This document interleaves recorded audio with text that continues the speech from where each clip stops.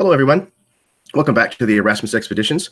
Tonight, we are back with Session 11 of our Beneath the Banner's Shadow campaign, a D&D story that's taking place in my homebrew world of Rosby, in particular, the Kingdom of Vykaril, which is kind of Arthurian, and British, and German, kind of all thrown together into a pot. The name of this session is Recompense. Recompense.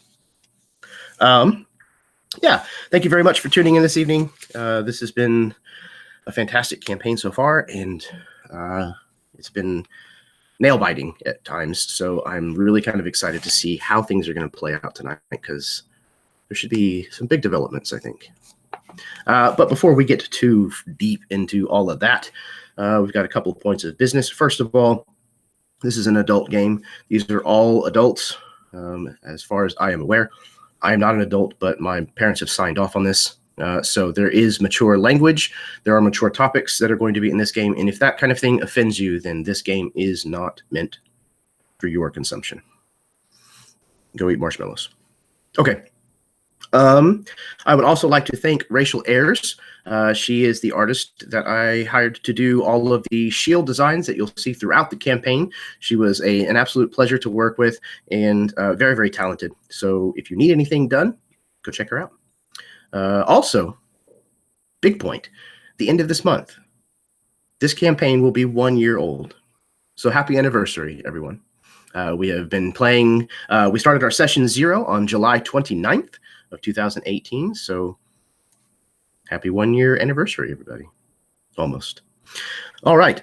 So I'm going to pass things over to these players so that they can do their introductions, plug their channels, etc., etc., and then we'll get this thing started. So first up, we have Baron. I'm sitting here with my permission slip, of course, because, you know, and I'm like, man, they usually always pick me last. What are the chances that I'll get picked first? And here I am. My channel's sort of on hiatus, but if you want to go look at some of the stuff I've done, I play a lot of D&D over at Rolling with Disadvantage on YouTube. But other than that, I am reprising my role as Masakator, the Angorian orc paladin who has way too much shit going on right now that really has no business of mine whatsoever. But I'm here to support my friends. That's about as much as I can do outside of dying. So let's see where it takes us. The night is young. The night is young. All right, next up we have... You broke out just then. What name did you say? Sorry, Karen. Just can't hear you. Nope, can't hear me? No, still not hear me? Good now. Okay. We can hear you. Can you hear us? Okay. I'm Karen. Good evening, everyone. I have a channel called Myth and Gears where we play mostly Genesis games, but there's a few 5e over there. You can check it on out. In fact, we actually have a session coming up this weekend, so I'm pretty excited about that. Tonight, I'm going to be playing Ariana Shiel, a corrode elf who is now right in the midst of the human lands and very, very, I guess, out of place, as we would say. So excited to find out what's going to happen here. I think this is probably the first time that she's very afraid that she might die tonight. She's feeling like Tort. So Could it be that they have something in common? Don't push it. Shock. Next up, we have Josh. Hey guys, my name is Josh, and like Jeremy and Baron, I too come bearing a permission slip with my parents' signatures on it, so I'm clear for tonight. Next session, we might have to hold off until I can get my parents to sign off on that one. But anyway, I have a channel, YouTube channel, Roll the Bones. You can find me on YouTube at Roll the Bones or on Twitter at Roll the Bones TV. Tonight I'm going to be playing Eddard Bainton, the bookish sort out of Warrenton, who's become quite the black magic user, as some would say. Really excited to see where this takes us tonight. I'm excited to see what happens with Sir John and Dane meeting with Sir John's father, and what happens to the rest of us while we try to evade the Kerwell PD. But yeah, really excited to play tonight, and happy anniversary, guys. It's been an absolute blast from start to finish. It's going to be, and just couldn't ask for a better group. Thank you all so much.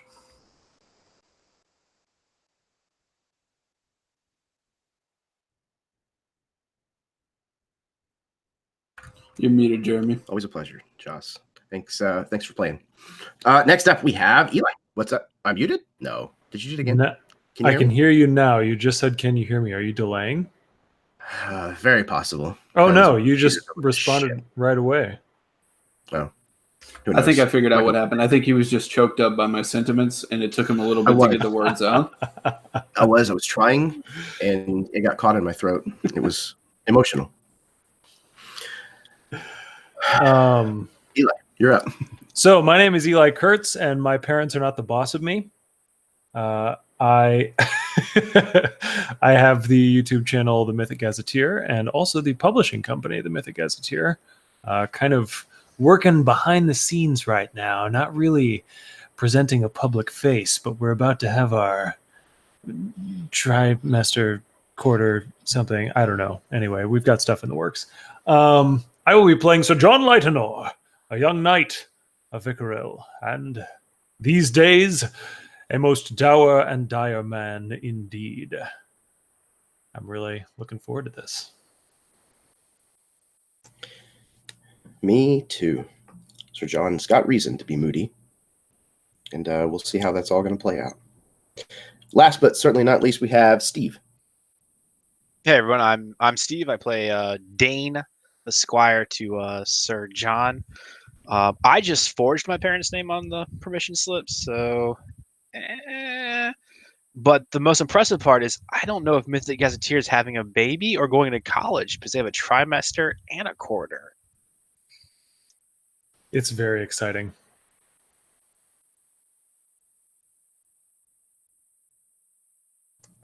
Fantastic. All right. So, was there anything else that I needed to cover? I don't think so. I have been sick, so I apologize if my voice is a little bit out of whack. If I have to pause and cough for just a second, please excuse me. But all of that aside, as long as there are no questions, we can go ahead and get started. All right. Can we get started yet? I brought visual aids. Yes. Of course. Visual aids. Here we go.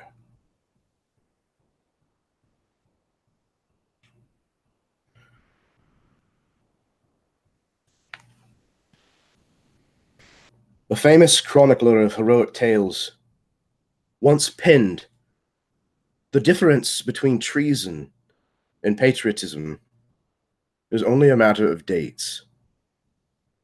When the ashes of victory have settled, and when the swords of conflict have been sheathed, what then? Who determines the fate of those treasonous patriots? What fiery heart is allowed to snuff out the passion of a different color? What reasoned hand determines the standard of justice to mete out against those who sought their own view of righteousness? Are the spoils of such a war payment for your patriotism, or penalty in return for theirs?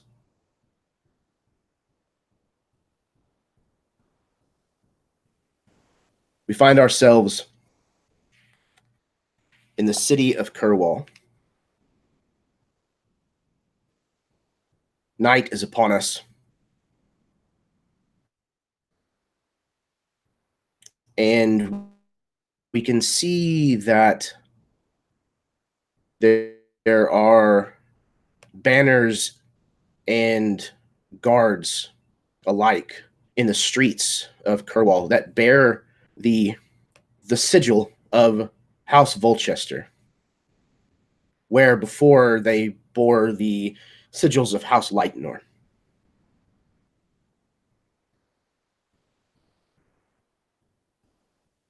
The city is all abuzz.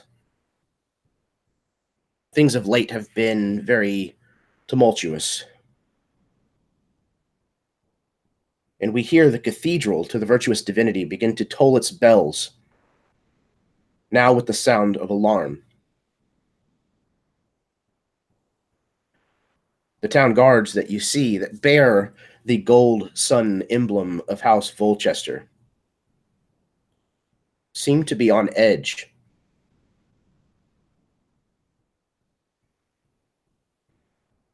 We find ourselves approaching a stable.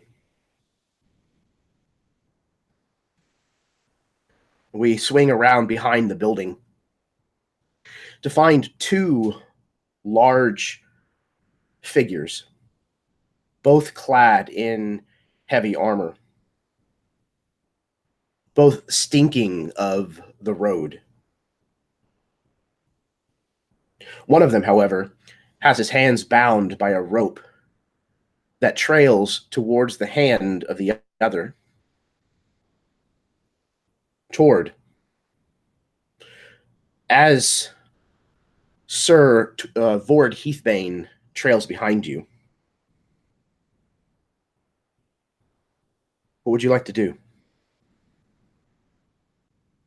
I know we had previously determined where we were going to meet up, but if I recall correctly, I got separated from them because I was carrying this guy with me. At the gate, the guards spotted you. Yeah. Being significantly taller than the surrounding crowd, they managed to see you coming in, and you peeled off from the rest of the group. You with your prisoner. So I think first I would try and kind of just gauge, given the information I was given from my companions, how to get to that back alley that we were supposed to meet at. So you're just going to try to navigate the city on your own and try to find it? Well, I'm certainly not trying to ask anyone for help. Okay. So roll me, if you will, a survival. But I think this is probably going to be a disadvantage. I don't think you're all that familiar with Kerwal. Fair assumption. Come on. All right. So I rolled a 19 and a 15 for a total of 18. 18. Okay. So you managed to find what you're fairly certain is the back alley, where you're supposed to be meeting everyone. It takes you some time to get there, however, and on the way, Sir Heathbane tries to talk to you. He's very much kind of almost taking the approach of road knight to road knight, kind of thing. And this man he reeks of cheap ale, and he has more scars than you do. And he has a few fresh ones that were dealt just earlier this day. He kind of noses up towards the keep, kind of rising up above the city. They sit there in their lofty halls, drinking their mulled wine. They have no idea what life is really like. Not like you and I. Sleep on moss or hay, if you're lucky. Second-hand gear. He reaches out with an elbow and knocks it against the shield that you carry on your back. As soon as I feel any sort of force touch my shield, I would quickly turn around and yank the rope to kind of force his hands lower. I feel like we're roughly the same size. Now you listen here. I might agree with a lot of what you're saying right now, but you do not touch my shield. Understand? He holds his bound hands kind of up a little, placating, peace Fine, fine. Not a problem. I was just admiring it. Looks like you're not its first owner, is all I was saying. You can admire it all you want, just don't fucking touch it. Fair. Very fair. It's House Mirth, isn't it? I'm right. I'm right, aren't I? Yeah, you'd be right. If I remember right, Mirth knew to fill cups whenever they had held a hostage, whenever they held a prisoner. Maybe we could stop off at the local drinking hole. I'm thirsty. And I am not in a position to walk into a tavern, you blundering idiot. You know why these gods are all up in arms? It's because of us. It's because of you, mate. Well, you have the joy of accompanying me, so that means us. Do you carry a wineskin? Yeah. Let me have a bit, please. I would Watched. remove my wineskin and hand it to him. It'll shut you up. Have a swig. He greedily kind of opens it as best he can with his hands bound together in front of him and opens the leather flap on the end and drinks. What is in your wineskin? Probably some very, very old wine, because I have not exactly felt the comforts of civilization for a while. He takes a large guzzle of this wine and looks at interesting tastes. What, my wine's not good enough for you now? No, it's adequate. Look, Good. just they're hunting for you. I'm slowing you down. Just cut me loose. You got a better chance of pigs flying you out of here than you have that of me letting go. You're going to face justice. There's no Road justice. not. There's no justice here in this town. The Baron's almost dead. Volchester, he's going to take the throne. The man's a killer. There's no justice to be had in this town. You know it as well as I do. And what am I supposed to do? Let you free so you can go do the same fucking thing and kill as you please? Kill as I please, and you don't. I've I kill sworn when an I have oath. What have you done? I swore the same oath you did.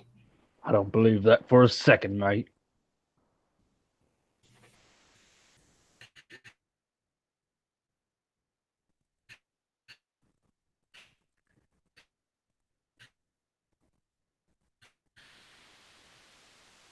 If it was up to me, you wouldn't have made it this far. But I guess to some, there is a higher power of justice to be had. So you tell me, do you want to die right here or meet that justice?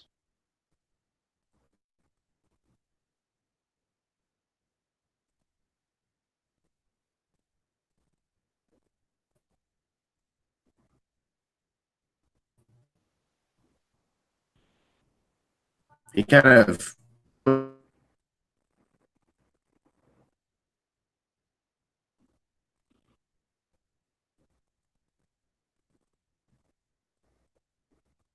Jeremy, if you're talking, you're lagging.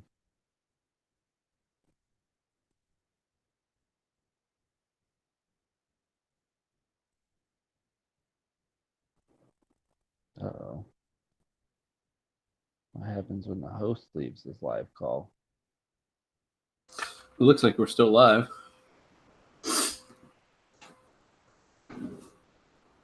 Well, I guess we have a few minutes to say that I actually forged my permission slip also.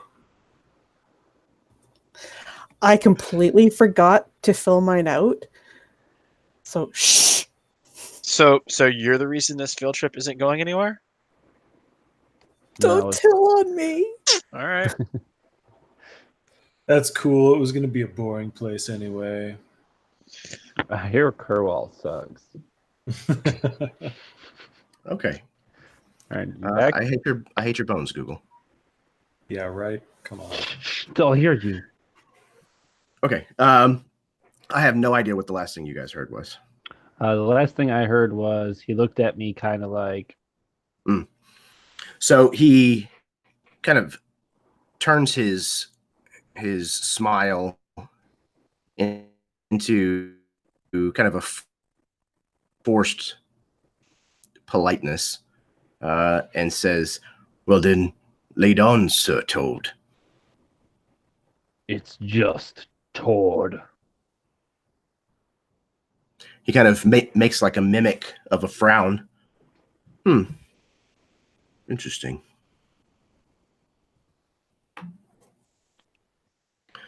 And I would pull him. I almost imagine like we've been kind of like weaving in and off the streets as this conversation's been taking place. Kind of getting Absolutely. the better parts of it is like we're peering around corners and stuff. And like now that I've maybe found the inclination that we're heading the right way is when it's like, all right, shut the fuck up.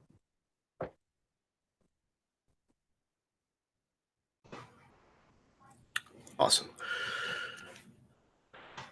The other two of you, Eddard and Ariana Shiel, you were hunkered down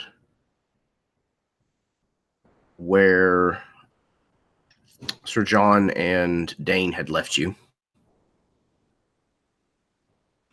Were you remaining there?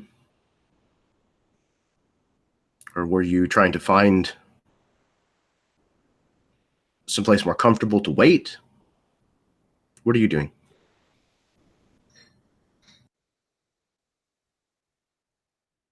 I think that it'd probably be beneficial to scope it out, but remain in the alley. So looking for potential like duck off spots that we could like get into real quick in case something were to happen. Like we would see some guards around in the corner or something. So maybe I could roll like an investigation check about that.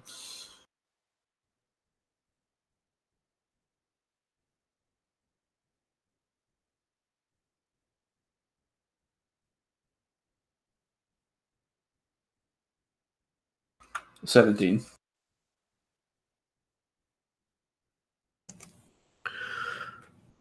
So you're probably like near the end of the alley, that kind of thing. And you have seen multiple patrols of town guards kind of walk past.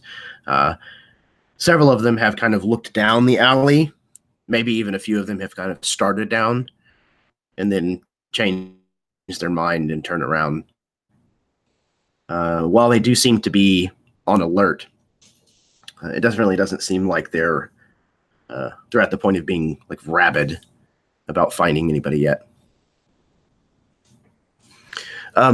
It's one of the times where you've kind of gotten close to the end of the alley and you've kind of looked around a bit. You spot something in a shop window across the way that kind of catches your eye. You see a quill in the shop window, and it looks exactly like yours.